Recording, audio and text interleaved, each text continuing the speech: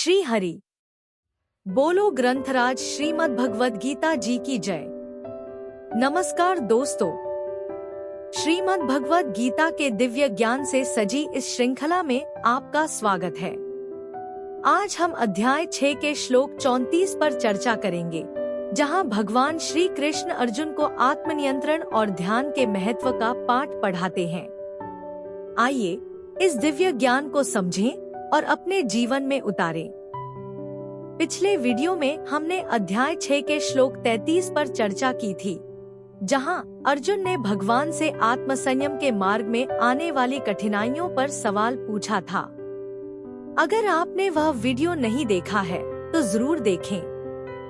आज के श्लोक में भगवान श्री कृष्ण अर्जुन को ध्यान और आत्मनियंत्रण के माध्यम से जीवन में संतुलन और शांति प्राप्त करने का रहस्य बता रहे हैं। चलिए श्लोक 34 के इस समृद्ध ज्ञान को विस्तार से समझते हैं। श्री परमात्मने नमः। गीता सुगीता कर्तव्या किमन्यः शास्त्र विस्तरया या स्वयं पद्म नाभस्य मुख पद्माद्विनीयः श्रिता। अथ ध्यानम्। शांताकारं भुजग शयनं पद्मनाभं सुरेशं विश्व आधारं गगन सदृशं मेघवर्णं शुभांगम।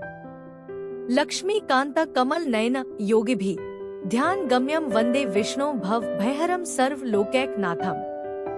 यम ब्रह्मा वरुणेन्द्र रुद्रमृतः स्तुन्वन्ति दिव्यैः स्तवैर्वेदैः सांग पद क्रमोपनिषदे गायन्ति यं सामगाः। ध्यान अवस्थित तद्गतेन मनसा पश्यन्ति या योगिनो यस्यान्तं न विदुः सुर असुरगणा देवाय तस्मै नमः। वसुदेव सुतं देव कंस चाणूर मर्दनम। देवकी परमानंदम कृष्ण वंदे जगद्गुरुम। भगवत गीता अध्याय 6 श्लोक 34। श्लोक 34। चंचल ही मनः कृष्ण प्रमाथि बलवदृढ़म् तस्याः निग्रहे मन्ये वायोरिव सुदुष्करम्। उच्चारण की विधि चंचलम ही मनः कृष्ण प्रमाथि बलवत् दृढ़म् तस्य अहम निग्रहेम मन्ये वायो इव सुदुष्करम। 34। शब्दार्थ ही अर्थात क्योंकि कृष्ण अर्थात है श्री कृष्ण। ये मन अर्थात मन, चंचलम अर्थात बड़ा चंचल, प्रमाथि अर्थात प्रमथन स्वभाव वाला, दृढ़म अर्थात बड़ा दृढ़ और बलवत अर्थात बलवान है। आत अर्थात इसलिए, तस्य अर्थात उसका, निग्रहम अर्थात वश में करना, अहम अर्थात मैं, वायो अर्थात वायु को रोकने की, इव अर्थात भांति, सुदुष्करम अर्थात अत्यंत दुष्कर, मन्ये अर्थात मानता हूं। अर्थ क्योंकि है श्री कृष्ण। ये मन बड़ा चंचल, प्रमथन स्वभाव वाला, बड़ा दृढ़ और बलवान है, इसलिए उसका वश में करना मैं वायु को रोकने की भांति अत्यंत दुष्कर मानता हूं। 34। व्याख्या चंचल ही मन कृष्ण प्रमाथि बलवदृढ़म्। यहाँ भगवान को कृष्ण संबोधन देकर अर्जुन मानो ये कह रहे हैं कि हे नाथ, आप ही कृपा करके इस मन को खींचकर अपने में लगा ले तो ये मन लग सकता है। मेरे से तो इसका वश में होना बड़ा कठिन है, क्योंकि ये मन बड़ा ही चंचल है। चंचलता के साथ साथ ये प्रमाथि भी है, अर्थात ये साधक को अपनी स्थिति से विचलित कर देता है। ये बड़ा जिद्दी और बलवान भी है।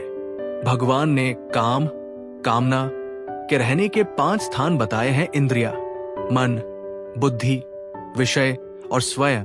गीता 3 अध्याय का 40वां तथा 34वां और दूसरे अध्याय का 59वां श्लोक।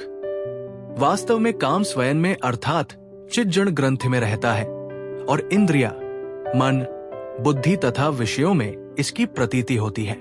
काम जब तक स्वयं से निवृत्त नहीं होता तब तक ये काम समय समय पर इंद्रियों आदि में प्रतीत होता रहता है, पर जब ये स्वयं से निवृत्त हो जाता है तब इंद्रियों आदि में भी ये नहीं रहता। इससे ये सिद्ध होता है कि जब तक स्वयं में काम रहता है तब तक मन साधक को व्यथित करता रहता है। अतः यहाँ मन को प्रमाथि बताया गया है। ऐसे ही स्वयं में काम रहने के कारण इंद्रिया साधक के मन को व्यथित करती रहती है।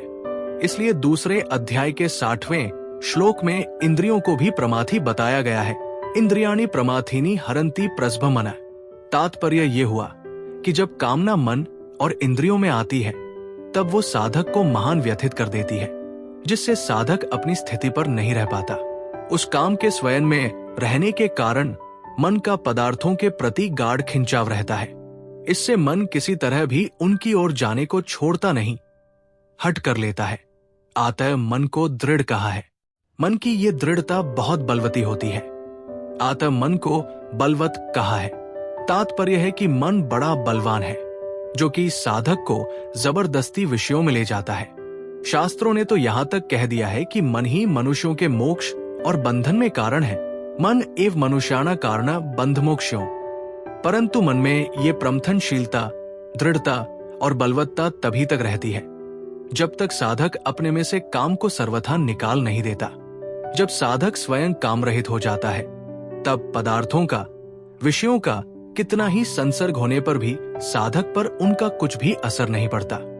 फिर मन की प्रमथनशीलता आदि नष्ट हो जाती है। मन की चंचलता भी तभी तक बाधक होती है जब तक स्वयं में कुछ भी काम का अंश रहता है। काम का अंश सर्वथा निवृत्त होने पर मन की चंचलता किंचन मात्र भी बाधक नहीं होती। शास्त्रकारों ने कहा है, देहाभिमाने गलिते विज्ञाते परमात्मनि, यत्र यत्र मनो याति तत्र तत्र परामृतम। सरस्वती रहस्योपनिषद 31। अर्थात देहाभिमान, जड़ के साथ मैंपन सर्वथा मिट जाने पर जब परमात्म तत्व का बोध हो जाता है, तब जहां जहां मन जाता है वहां वहां परमात्म तत्व का अनुभव होता है, अर्थात उसकी अखंड समाधि, सहज समाधि रहती है। तस्याह निग्रहे मन्ये वायोरिव सुदुष्करम। इस चंचल, प्रमाथी, दृढ़ और बलवान मन का निग्रह करना बड़ा कठिन है। जैसे आकाश में विचरण करते हुए वायु को कोई मुट्ठी में नहीं पकड़ सकता, ऐसे ही इस मन को कोई पकड़ नहीं सकता। अतः इसका निग्रह करने को मैं महान दुष्कर मानता हूं। परिशिष्ट भाव भगवान ने 29वें श्लोक में स्वरूप का ध्यान करने वाले साधक का अनुभव बताया और 30वें से 32वें श्लोकों में सगुण साकार भगवान का ध्यान करने वाले साधक का अनुभव बताया। इन श्लोकों में भगवान का आशय ये था कि सब में आत्मदर्शन अथवा सब में भगवत दर्शन करना ही ध्यान योग का अंतिम फल है। ज्ञान के संस्कार वाले ध्यान योगी सब में आत्मा को और भक्ति के संस्कार वाले ध्यान योगी सब में भगवान को देखते हैं। सब में आत्मा को देखना आत्मज्ञान है और सब में भगवान को देखना परमात्म ज्ञान है। आत्मज्ञान में विवेक की और परमात्म ज्ञान में श्रद्धा विश्वास की मुख्यता है। मन की स्थिरता की मुख्यता नहीं है। परंतु अर्जुन के भीतर 10वें से 28वें श्लोक तक कहे ध्यान योग का संस्कार बैठा था। अतः उन्होंने आत्मज्ञान अथवा परमात्म ज्ञान न होने में मन की चंचलता को हेतु मान लिया। उनकी दृष्टि ध्यान योगी के भीतर के ज्ञान या भक्ति के संस्कार की तरफ नहीं गई, प्रत्युत मन की चंचलता की तरफ गई। अतः उन्होंने मन की चंचलता को बाधक मान लिया। संबंधब आगे के श्लोक में भगवान अर्जुन की मान्यता का अनुमोदन करते हुए मन के निग्रह के उपाय बताते हैं। दोस्तों, कल के वीडियो में हम अध्याय 6 के श्लोक 35 पर चर्चा करेंगे, जिसमें श्री कृष्ण अर्जुन के प्रश्न का गहराई से उत्तर देते हैं और आत्मनियंत्रण की शक्ति का महत्व समझाते हैं। अगर आपको हमारा यह प्रयास पसंद आया हो, तो इस वीडियो को लाइक और शेयर करें और चैनल को सब्सक्राइब करें। अपनी राय और सवाल हमें कमेंट बॉक्स में जरूर बताएं। कल मिलते हैं नए श्लोक के साथ। जय श्री कृष्ण। दोस्तों, आज का श्लोक आपको कैसा लगा? क्या आप भी ये मानते हैं कि भगवद गीता सिर्फ एक ग्रंथ नहीं, बल्कि जीवन जीने का एक पूरा नक्शा है? अगर हाँ, तो इस वीडियो को लाइक और शेयर करके अपनी सहमति जरूर बताएं। याद रखें, हर समस्या का समाधान हमारे भीतर ही है। भगवद गीता का ज्ञान हमें यह सिखाता है कि हम कैसे अपने भीतर की शक्ति को पहचान सकते हैं और अपने जीवन को सफल बना सकते हैं। कल मिलते हैं एक और रोमांचक श्लोक के साथ। तब तक के लिए अपना ध्यान रखें और भगवद गीता की सीख को अपने जीवन में उतारते रहें। बोलो ग्रंथराज श्रीमद् भगवद गीता जी की जय। जय श्री कृष्ण।